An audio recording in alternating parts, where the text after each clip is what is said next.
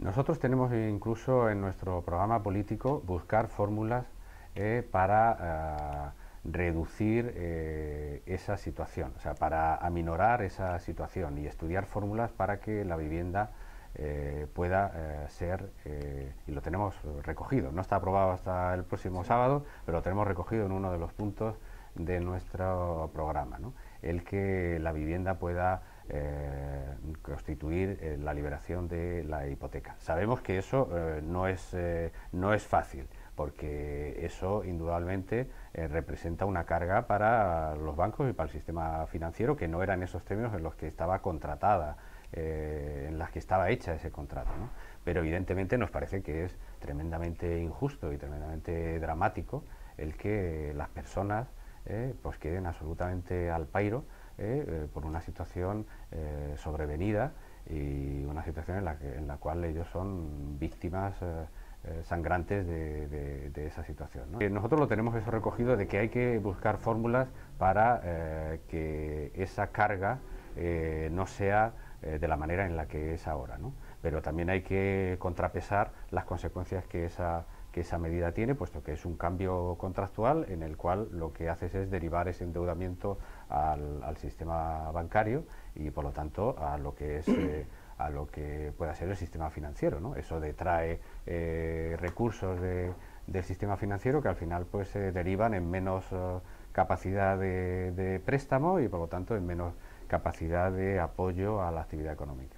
La gestión de las cajas de ahorros lamentablemente ha sido impresentable, es decir, porque bueno, en definitiva pues han tenido una gestión, una dirección absolutamente politizada y por lo tanto absolutamente adaptada a los intereses de la comunidad autónoma correspondiente, ¿no? Y además pues todo lo que es la estructura de dirección y de consejo de administración de esas cajas pues han sido puestos de privilegiados de personas, de políticos, que lo que han hecho ha sido pues una mala gestión y han hecho pues eso, un despilfarro y un derroche y una apropiación y unos contratos privilegiados y absolutamente deshonestos, ¿no?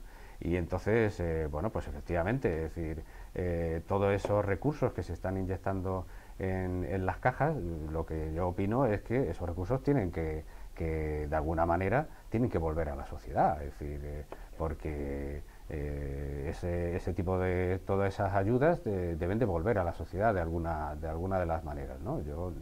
Yo muchas veces, hombre, hay que tener en cuenta que al final una caja de ahorros pues tiene unos depósitos de unos ciudadanos y por lo tanto no puedes poner en peligro pues la estabilidad o la seguridad de esos depósitos de los ciudadanos, que es la única explicación que tiene el inyectar, meter dinero público, ¿no?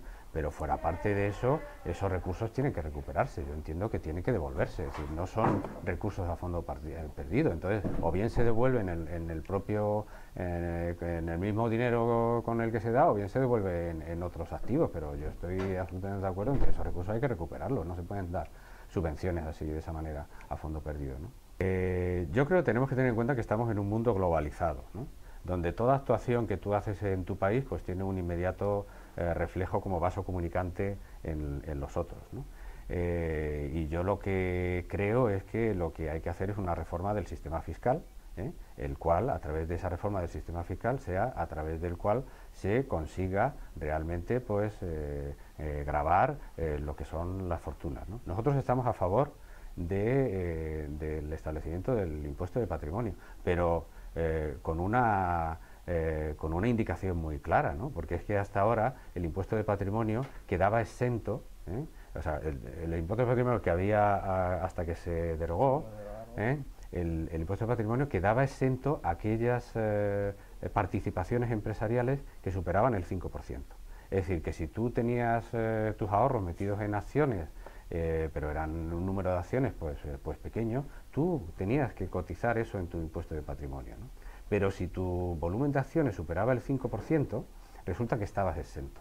¿Por qué? Porque se entendía que eso podía debilitar la estabilidad de la empresa, ¿no? Lo cual es una aberración. Oiga, si usted es el señor Botín y tiene usted el 40% del Banco Santander, usted tiene que liquidar por el 40% del Banco Santander en su impuesto de patrimonio, no porque usted tenga más del 5% va a quedar exento, ¿no? Entonces nosotros hemos introducido en nuestro programa electoral precisamente la identificación de que estamos a favor del impuesto de patrimonio, pero eliminando la exención que se aplicaba antes para aquellas participaciones empresariales que superaban el 5%. En cualquier caso, el impuesto de patrimonio, tal y como se ha aprobado, pues realmente nosotros creemos que no tiene tal nivel de rendimiento, ¿no? Sino que además es una modificación a 2 años vista, que además se quiere aplicar con efectos retroactivos, lo cual jurídicamente pues tiene también sus dificultades, y creemos que no es y que sobre todo va a agravar pues a la clase media alta, es decir, pero no real, ¿no? Me parece muy mal porque la situación económica es sin duda grave y el déficit presupuestario es importante, ¿no? Y la deuda que tiene el país es considerable, ¿no? Y todos esos parámetros económicos hay que recuperarlos y hay que corregirlos. Estamos en un mundo globalizado, tenemos unas relaciones con el resto de los países de Europa y del mundo, y esos elementos económicos sin duda hay que recuperarlos a niveles normales, ¿no? Pero eso exige el que hay que hacer recortes, pero no hay que empezar por hacer recortes en lo que es las prestaciones sociales y lo que es la sanidad y la educación. Hay que empezar a hacer recortes en todo lo que es accesorio y todo lo que es innecesario en el Estado, ¿no? En el Estado tenemos 17 sistemas de comunidades autónomas que cada una de ellas reproduce como un mini Estado todas las funciones y todas las instituciones, y entonces lo que hay es una inmensa cantidad de instituciones duplicadas innecesarias, ¿no? Entonces nosotros creemos que hay que empezar a ordenar y a simplificar el Estado. Hay que simplificar el Estado en todas aquellas instituciones que están repetidas, ¿no? Es decir, en Andalucía hay un tribunal de defensa de la competencia, pero si es que eso también está hay un defensor del pueblo, bueno, pues estupendo, pero está duplicado. Es que hay el Consejo de Administración de Radio Televisión de Andalucía, eso es un organismo absolutamente estéril e inútil. Hay un Consejo Audiovisual, eso es inútil, eso es un gasto, son instituciones, son organismos que están inventados para dar trabajo a los políticos y como una forma de conseguir una financiación de los propios partidos políticos, porque tienen a sus afiliados, a sus cargos, a sus trabajadores, los tienen colocados en todo este entramado de instituciones innecesarias que lo que hacen es pues trabajar y de alguna manera vivir de esas instituciones. Entonces, los recortes hay que empezar por recortar todo lo que es superfluo, innecesario, duplicado, y cuando ya todo eso lo hayamos abordado, si todavía hace falta hacer recortes, y por supuesto recortar en privilegios, ¿no? UPyD ha planteado recortes de privilegios de los diputados, recortes de sus pensiones, de las pensiones que tienen privilegiadas, recortes en lo que son los privilegios de dietas por asistir a los consejos de administración, de coches públicos cuando no lo necesitan. Nosotros queremos practicar con los hechos lo que decimos con las palabras, ¿no? Y en el Ayuntamiento de Madrid pues ha renunciado, y en la Asamblea de Madrid se ha renunciado a los coches oficiales, porque entendemos que es un gasto absolutamente superfluo. Hay que desprenderse de todo lo que es superfluo y que supone una enorme carga de gasto para el Estado, y no digamos nada de la estructura local, es decir, tenemos más de 8.200 ayuntamientos en España, ¿no? Somos el país de Europa con más ayuntamientos, ¿no?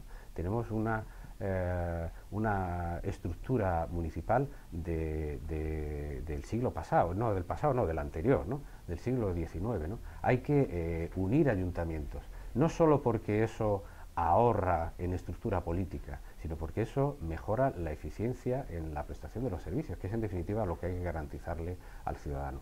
Cuando hayamos abordado toda esa serie de recortes, de duplicidades, en actuaciones y en instituciones innecesarias, y en todo lo que es superfluo y que es sobre todo estructura institucional y política que es innecesaria, cuando ya hayamos abordado todo eso, si hay que plantear también más austeridad y más eficacia en los servicios públicos, pues tendremos todo el respaldo de convicción para poder plantearlo. Lo que no podemos hacer es empezar a recortar a los ciudadanos las prestaciones sociales cuando los políticos se reservan y se enrocan en sus privilegios y en sus estructuras políticas, impidiendo que se pueda eliminar todo ese gasto superfluo y, por lo tanto, derivar recursos para poder atender adecuadamente las prestaciones sociales e incluso para poder relanzar lo que es la economía y lo que es la actividad económica para mayor generación de riqueza y de empleo, ¿no?